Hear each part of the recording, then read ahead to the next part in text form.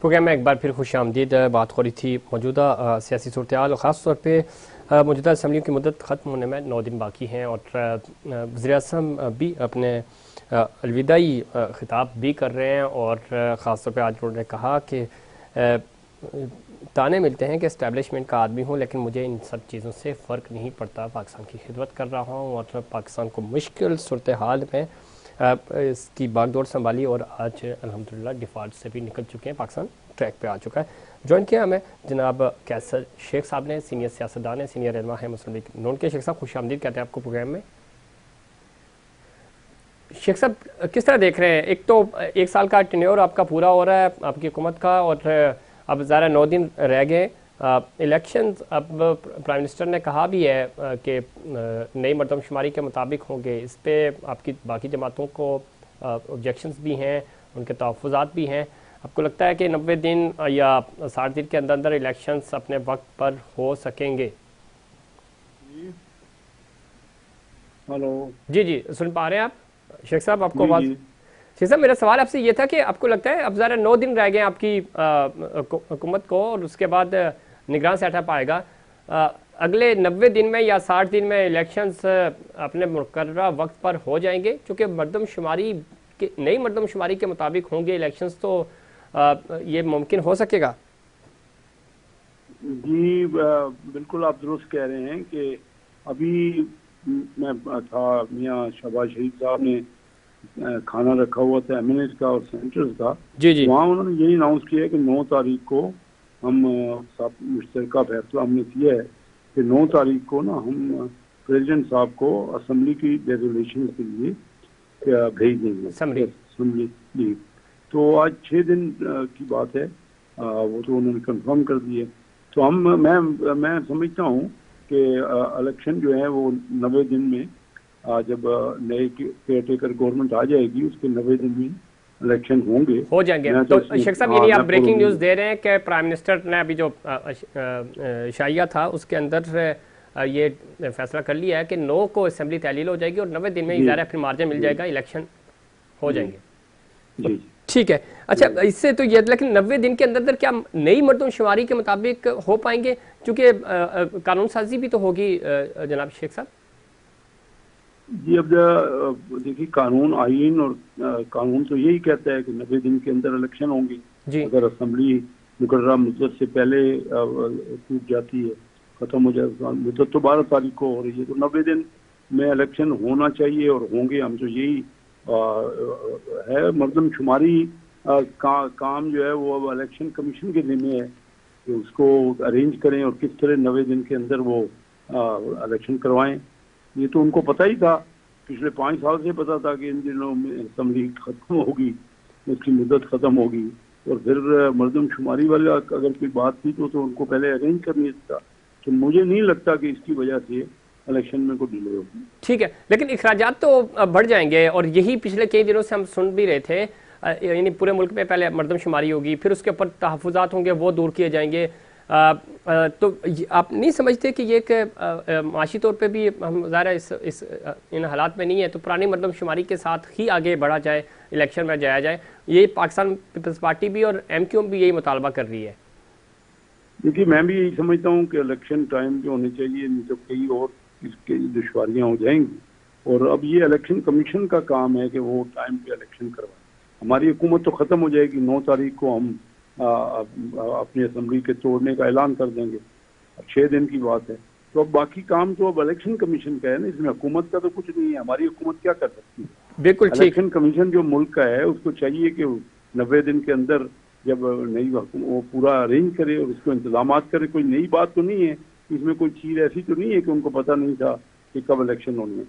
अगर election commission ये नहीं करवा सकेगा तो उनके ऊपर भी एक उनके ऊपर भी एक क्वेश्चन आएगा ना कि क्यों आप अरेंज नहीं कर पा रहे इलेक्शन। ठीक है। तो शेख साहब अब ज़रा 6 दिन रह गए हैं, उसके बाद निगरान सेटअप आएगा, इलेक्शन की तैयारी होगी। मियाँ नवाज शरीफ साहब वतन वापस आ रहे हैं, कब आ रहे हैं? आज ज़रा इस खाने में आप भी मौजूद थे, तो कोई खबर है, कोई ब्रेकिंग न्यूज़ के कब तक वापसी हो जाएगी मियाँ साहब की? मियाँ साहब के बारे में खाने में कोई बड़ी तफसील से आज मियाँ शहबाज शरीफ साहब ने तकरीर की है, लेकिन उसमें कोई बात नहीं की। उन्होंने अपनी पिछली पूरी हुकूमत की जो दुश्वारियां थी, जो कि IMF के साथ मुश्किल मामलात हुए, जो इंटरनल जो मुश्किल मामलात थे, उसका सब तफसील से जिक्र किया है। लेकिन उन्होंने उन्होंने कहा कि मैं मशवरा करूंगा ये इंटरिम हुकूमत के लिए भी मियाँ नवाज शरीफ साहब से, लेकिन कोई उनके आने की डेट का उन्होंने कोई ऐलान नहीं किया। ठीक है, कब आ रहे हैं, डेट कंफर्म नहीं हुई। एक चीज़ और बड़ी इंपॉर्टेंट है, अभी आपसे पहले हमारे हसन मुर्तज़ा साहब भी मौजूद थे। आज जो प्राइम मिनिस्टर ने कहा कि मुझे ताने मिलते थे कि जी मैं एस्टैब्लिशमेंट का आदमी हूँ, और इवन अभी भी मिलते हैं, लेकिन मुझे कोई फ़र्क नहीं पड़ता। मैं अगर किसी अस्करी क़यादत से मिला भी हूँ तो मकसद पाकिस्तान बचाना था, पाकिस्तान को आगे लेके जाना था। तो ये किस तनाजुर में, चूँकि पाकिस्तान पार्टी तो इस बयान को किसी और तनाजुर में देख रही है, लेकिन आप ज़रा वहाँ पे मौजूद भी थे, खाने में भी, दोपहर में भी जो प्राइम मिनिस्टर की तरफ से बात हुई, तो आपको ये इसको मिक्स किया जा रहा है, तो कह रहे हैं कि ये टाइमिंग बड़ी इम्पॉर्टेंट है। अब जब जाते जाते प्राइम मिनिस्टर ने ये बात क्यों की? देखिए ना, बात सुनिए कि अभी तक हमारे यहाँ जो माहौल रहा ना, एस्टेब्लिशमेंट और हुकूमत की टसल रही। मैं कहता हूँ ये जो पॉलिटिकल टर्माइल है ना, उसी ने हमारे मुल्क को बहुत नुकसान पहुंचा है। जब हम आपस में ना चार्टर ऑफ इकानमी हम कर रहे थे, ना हम तो चोर डाकू की सारी बातें गर्दाने। तो एस्टेब्लिशमेंट की देखिए हर मुल्क में बहुत अहम होता है उनका रोल, उनका एक अपना रोल है, उनका जो काम है। और जब तक हम सब मिलजुल के आपस में हैंड इन हैंड काम करेंगे तो मुल्क आगे बढ़ेगा। क्योंकि हम बड़ी मुश्किल में, अभी भी मियाँ शहबाज शरीफ साहब ने डिटेल बताई है कि हालात इतने दिगरगू हैं कि अगर हम ये सोच लें कि हमें तो बहुत ज्यादा एफर्ट करनी पड़ेगी। और जो भी अगली हुकूमत आएगी, अगर देखें ना एस्टेब्लिशमेंट की उन्होंने बात की है, तो मैं समझता हूँ उन्होंने इजहार किया है कि हमारी कोई किसी से ये नहीं है कि टसल है। और हम पॉलिटिकल हारमोनी से तमाम पार्टियों के साथ, अभी देखा ना कितनी ज्यादा पार्टियों के साथ, कितने 1-2 मेंबर्स की सिर्फ अक्सरियत थी तो हमारी हुकूमत कायम रही। हालांकि उन्होंने ये लतीफ़ा भी सुनाया, उन्होंने कहा कि राजा जफरुल हक साहब आए जब पहले, उन्होंने मुझे, जब मैं इलेक्ट हुआ प्राइम मिनिस्टर, तो उन्होंने मुझे मुबारक दी, तो पार्टी की चेयरमैन है। फिर उन्होंने कहा कि मैंने मिलना है कुछ 1 महीने बाद, और मैंने उनसे कहा कि कोई बात है तो हमारे चेयरमैन टेलीफोन पे कर लें, आप बता दें, जहमत ना करें, बात तो आपसे मुलाकात हो गई थी और आपने मुबारक भी दे दी। उन्होंने कहा नहीं जी, मुझे एक बहुत ज़रूरी बात करनी है और आपसे मिलना है। जी। तो वो 1 महीने बाद जो मिलने आए तो उन्होंने मुबारक दी दोबारा। मैंने कहा मुबारक तो आपने पहले दे दी थी मुझे प्राइम मिनिस्टर बनने की। तो फिर उन्होंने, राजा साहब ने कहा कि मेरा ये ख्याल था कि ये हुकूमत 15 दिन से ऊपर नहीं चलेगी, 1 महीना हो गया, वो मैं आपको मुबारक दे रहा हूँ कि आपकी हुकूमत 1 महीना चल गई। तो ये हालात थे जब हमने, तो आप कह रहे हैं राजा जफरुल हक साहब को ये यकीन भी नहीं था कि 15 दिन तक चलेगी हुकूमत? वो उनका ये यकीन था कि 15 दिन में नहीं चलेगी। ये उनका नाम लेके अभी तकरीर में उन्होंने कहा कि वो मुबारक दे रहे थे कि 1 महीना मुकम्मल हो गया और मेरा तो नहीं ख्याल था कि ये हुकूमत 15 दिन भी चलेगी। तो इन मुश्किल हालात में हुकूमत हमने, मियाँ साहब ने संभाली और सबको साथ लेके चले ना। तो इसका मतलब ये हुआ शेख साहब कि मियाँ साहब, शहबाज शरीफ साहब अच्छे, जिस तरह एडमिनिस्ट्रेटर उनके लिए था, तो उन्होंने मैनेज की है चीजें, सबको सिंक करके रखा। उन्होंने खुद कहा कि आप सब मुझे कहते थे कि मैं अच्छा एडमिनिस्ट्रेटर हूँ, अब आपको समझ आ गई होगी कि मैं एक अच्छा पॉलिटिशियन भी हूँ। ये वैसे बड़ा ये खुद उन्होंने कहा। तो अभी एस्टेब्लिशमेंट ने देखिए ना, बिगाड़ तो कोई अच्छी चीज नहीं है, मिलजुल के कोई चीज जो मुल्क के मफाद में है और वो अगर हम इकट्ठा फैसला करें तो सारे इदारों को चाहिए कि मुल्क के मफाद में मिलजुल के फैसला करें और एक दूसरे से गुफ्तगू शुनीद करें, एक दूसरे से आर्गूमेंट करें, डिस्कस करें और जो बेहतरी है मुल्क की वो डिसीजन होना चाहिए। तो ये कौन सी बुराई है अगर एस्टेब्लिशमेंट के साथ मियाँ साहब का लोग कहते हैं कि आप उनकी बात मान रहे हैं। ठीक, इसमें शेख साहब एक चीज है, आप चूंकि बहुत सीनियर हैं और आप ये चीजें समझते भी हैं और अच्छी बात भी है। इमरान खान साहब के बारे में भी कहा जाता है कि जो भी उनका 3.5 साल का दौर था, कहते जी सबसे बेहतरीन, चूंकि फौजी क़यादत के साथ उनके बड़े अच्छे मुरासिम थे और सब कुछ ही कुर्बान था, तो वो भी यही कहते थे कि ये फ़ौज भी हमारी है, आर्मी चीफ भी हमारे हैं, तो सारे ज़रा मिलकर काम करना चाहिए। तो ताने उनको भी इसी तरह के मिलते थे। इवन आप तो कहते थे कि वो लाडले हैं और वो सिलेक्टेड भी हैं। तो क्या ही अच्छा हो कि ये सारी चीज़ें आप माजी का हिस्सा करके हम आगे बढ़ना चाहिए। ज़ाहिर है इस्टेब्लिशमेंट का जो एक रोल तो है, और दुनिया भर के हर मुल्क की इस्टेब्लिशमेंट का एक रोल होता है, लेकिन उस रोल को डिफाइन करना चाहिए और अपने अपने डोमेन में रहते हुए आगे बढ़ना चाहिए। बिल्कुल, मैं आपकी बात से मुताबिक हूँ। वो लाडले रहे ना जब तक 3.5 साल, तो चलते रहे। लेकिन अब उन्होंने देखिए ना, सोशल मीडिया पे उनकी तरफ से, उनके पार्टी के मेंबरों की तरफ से, और जो उनके सपोर्टर थे, क्यों बातें की गई।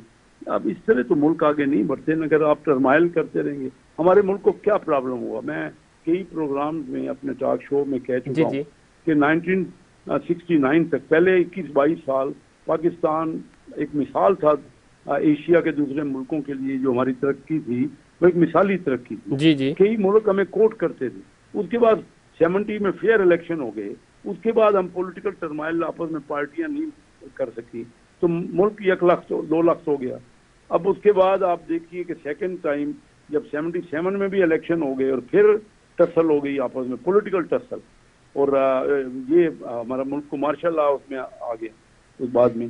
तो मकसद ये है कि अभी फिर वो चोर डाकू करते करते हमने कहाँ तरक्की की। कोई बाहर का बंदा इन हालात में, कोई इन्वेस्टर यहाँ कोई डॉलर बाहर की इन्वेस्टमेंट लाने को तैयार नहीं। हमारे यहाँ पिछले साल 1 अरब डॉलर की इन्वेस्टमेंट आई है, टोटल डायरेक्ट फॉरेन इन्वेस्टमेंट।